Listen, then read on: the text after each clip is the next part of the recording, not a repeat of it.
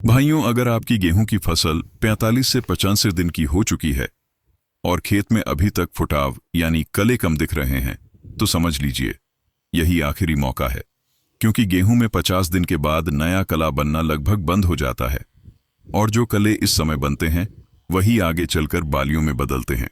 इसलिए इस स्टेज पर की गई एक छोटी सी गलती आपकी पूरी पैदावार बिगाड़ सकती है और एक सही कदम आपकी फसल को 2 गुना ताकत दे सकता है। ज्यादातर किसान यही गलती करते हैं कि 50 दिन पर सिर्फ यूरिया डाल देते हैं और पानी छोड़ देते हैं, लेकिन उन्हें ये नहीं पता होता कि अकेला यूरिया कले नहीं बढ़ा सकता, क्योंकि पौधे को उस समय नाइट्रोजन के साथ सल्फर और सूक्ष्म तत्वों की भी उतनी ही जरूरत होती है। वरना डाली गई यूरिया मिट्टी में पड़ी रह जाती है और पौधा उसका पूरा फायदा नहीं ले पाता। अगर खेत में नमी मौजूद है यानी मिट्टी गीली है, तो प्रति एकड़ 25 किलो यूरिया के साथ 8 से 10 किलो जिप्सम या सल्फर पाउडर छिड़क देना चाहिए। और अगर खेत सूखा है तो पहले हल्की सिंचाई दें और 2 दिन बाद यही खाद डालें, ताकि जड़ों को झटका न लगे और पौधा तेजी से नए कले निकालना शुरू कर दे।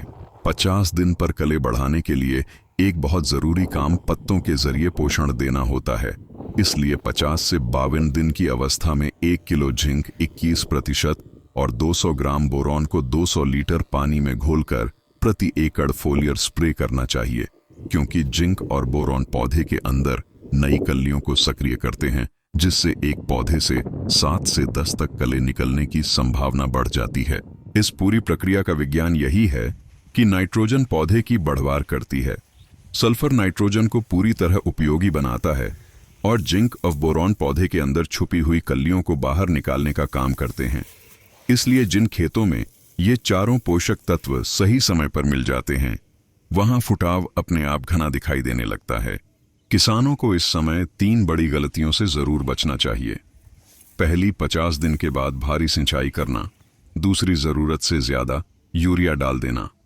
और तीसरी, खेत में पानी भराव की स्थिति बनने देना, क्योंकि इन तीनों से कले बढ़ने की जगह पीले पड़ जाते हैं और जड़ कमजोर हो जाती है, जिससे पैदावार सीधे प्रभावित होती है।